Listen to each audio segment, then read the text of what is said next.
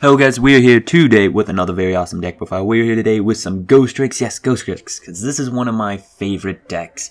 I really like it, it's just completely fun to play, and I honestly find this to be a tier 2 deck, just one of those decks that never die, just like the Light Swans and Exodia FTK, they just never go away, and this is the same. This deck can just pull out a win because it has a great lock, like the lock, unless like a level 3 or level 2 deck becomes the thing like Raccoons. Maybe I should do a deck profile on Raccoons. This deck is just completely good. So I want to explain how the lock works. So first you need Cat Girl, Nekumansumi. Yes, Nekumansumi. If your opponent specials or normal summons a level 4 or higher, it gets flipped face down. Doesn't target, doesn't destroy, doesn't do anything. So that's great against meta. They pendulum summon 4 monsters, if all the level 4s are higher, go face down. So that's really great, really nice. And this card, if you control a Ghostrick monster, your opponent cannot flip summon monsters. So if they're face down, they cannot flip face up. Oh yes, and this guy, you need to have there must be another Ghostrick monster on the field to activate this effect, which there's a lot of good Ghostrick monsters have on the field. She's probably one of the best ones. He's not bad because he can help protect her. And Skeleton wouldn't also be bad. So the idea is you get this card, her, and this another face-up Ghostrick, preferably this guy, and I'll explain why she's amazing. And Vanish. You don't need Vanish for the lock. The lock will happen without Vanish, but you want to be able to protect yourself, and Vanish is just an outright amazing card. Like just being able to go, nope, can't be targeted, can't be destroyed, for all of your spell, trap cards, and monsters and face down monsters. So it's just a completely good card. Love Vanish. And your opponent won't be able to do much because they won't be able to summon a monster to get over your lock, and if they get a spell or trap card, you should hopefully be able to stop it. And then you use either Spoiled Angel's effect, which if she has 10 materials or more, you win the game. And you can add a Ghostrick spell, trap, or monster to her Ghostrick card during your turn. So each turn you just get one, or you can just deck your opponent out with Skeleton, who will banish face down from the top of their deck equals the number of face-up Ghostrick monsters you control. So that's really good. So let me just go in. Jonxie, you can search for Ghostrick monsters, but the level has to be equal to the amount of Ghostrick monsters face-up Ghostrick monsters you control. So if you flip Jonxie up and that's the only one you control, you gotta search out one of your level 1s. If you control another one, then you can search out your level 2s, such as Nekumansumi and Doll, and if you control 3 or more, you can search out Skeleton or anything below. Coco D, because this deck doesn't have the greatest normal summon. In fact, it doesn't normal summon. In fact, you can't normal summon these guys unless you control a face-up Ghostrick monster, so you're going to be setting them. And so Coco D is just great, just being able to get you more cards, because it's not that bad. There's really no downside. Cat Girl, like I said, will flip monsters that are level 4 higher face down. Doll is a tricky card, because she's amazing, and I like her artwork a lot, but it's a mandatory effect. That's what's awful with her, is that it's a mandatory effect, because when she is flipped face up, during the end phase, all face-up monsters go face down, and you get to summon out a Ghostrick monster whose level is equal to or less than the amount that went face down, including your opponent's monster. So it's a great way to get monsters face down for this, but you have to control a face-up monster, so you just put all of your stuff face down. That's kind of annoying, but you can always play around her, and having your stuff face down is good because of Parade, and being able to search and do stuff like that, like just end phase, your opponent has 3 monsters, they go face down, boom, you get a Jonxie, and then you can search out for like a Lightning or a Jack Frost. And these guys, they have a similar effects. This guy, when there's a direct attack, you can summon him and put that monster face down, so it pretty much negates the attack. And this guy specifically negates the attack if it's a direct attack or if it's attack on a Ghostrick monster, face-up Ghostrick monster, which is really good, because sometimes you have a face-up Ghostrick monster, such as Cat Girl, and they summon out a monster that's level 3, and then nope, just go face down. Well, no, this guy doesn't make him face down, just negates. And then he'll summon, both of these guys summon themselves face down.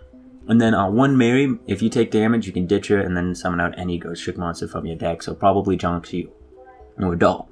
And then for spell and trap cards, we have 1 allure, 3 upstarts, 3 duality, just more consistency, and then twin twister, 2 twin twister, because you definitely don't want to get striked. You don't want to have to deal with anything stupid. And then parade's an amazing card. If you don't play any of the other field spells, this deck is not about doing damage. This deck is about decking your opponent out or getting the win condition with spoiled angel. So monsters cannot attack face down monsters, but can attack directly if all monsters their opponent controls are face down. So if you control all face down monsters, your opponent will attack you directly. They have no choice. When an opponent's monster declares a direct attack, you can add a Ghostrick card from your deck to your hand. The awesome thing is that you can chain Jack Frost and land to do that. So they attack directly, you activate this effect, then you activate Jack Frost, the monster goes face down, you get a search, and hey, guess what? You can search out another Jack Frost, or Lantern, or Vanish, or any of your other Ghostrick cards.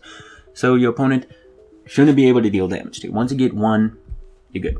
Of course, if you want to take the damage, you can always search out a Mary, and then ditch a Mary to summon out this, and hopefully you have something like Go Around, and then you'll be able to negate another attack. And Go Around can also be chained to this and prevent the attack. Go Around will flip a face down monster you control face up, and then if it's a Ghostrick, which it would be, you can change a face up monster to face down, so pretty much negating the attack.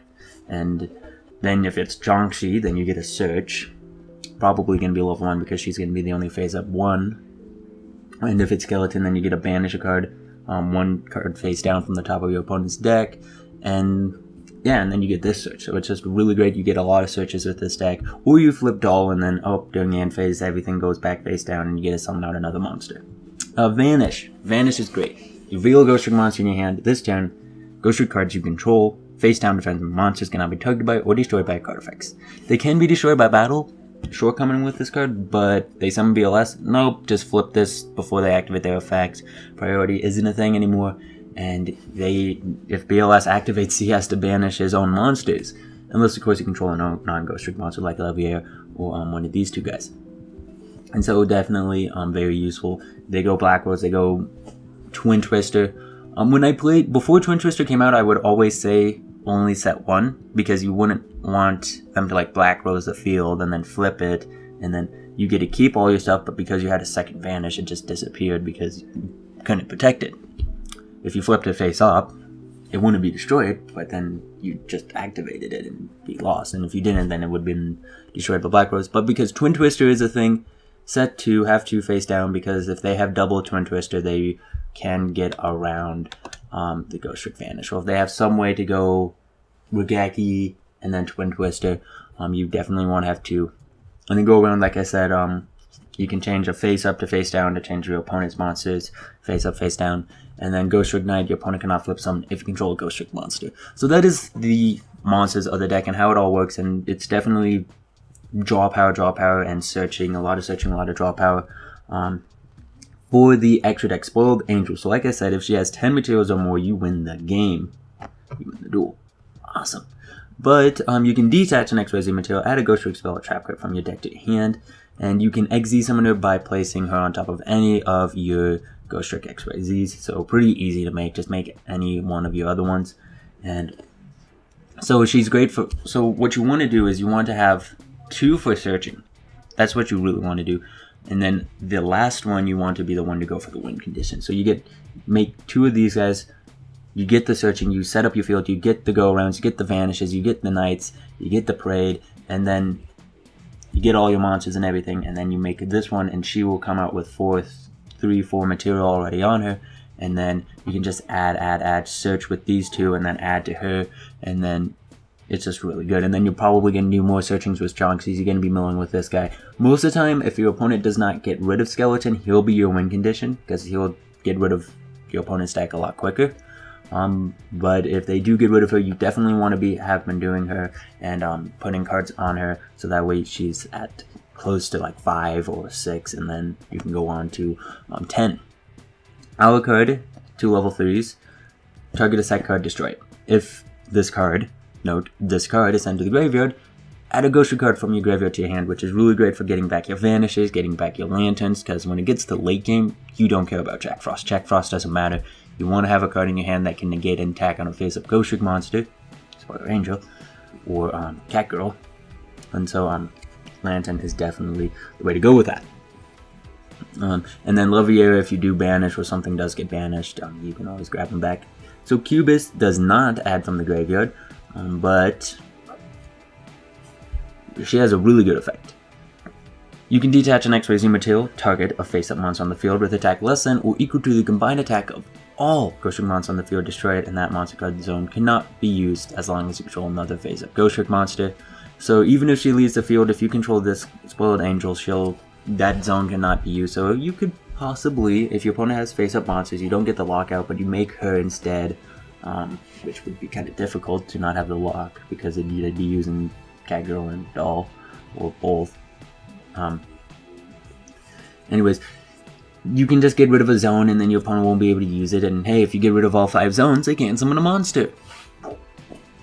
This guy will add from the graveyard to your hand when detached or when sent to the graveyard in any way, but he gains 200 for each Ghostrick card you control, including Parade, including himself, and including your spell and trap cards, and any of your monsters, of course. And during either player's turn, as a quick effect, he can have a face-up monster's attack, so he's 12 by himself, and that should be able to get over most things. It really should. Because being able to have something, unless it's a 3000, or really it would be 28. 28 would be a 14, so a 26 beater would be able to get over him. But then again, you're going to have more cards than himself. You're going to have cards like Parade, you're going to have cards that go around. And then Utopia Roots and Slacker Magician, just some more rank runs. And that is it for this deck. It's really fun, great deck. This deck, I feel against the meta, against Draco Pals, it can do well.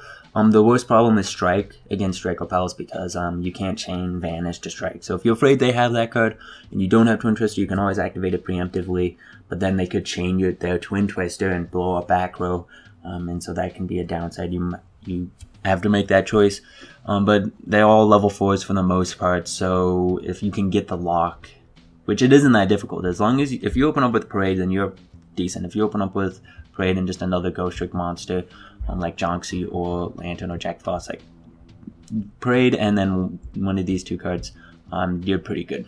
You're gonna have a good hand.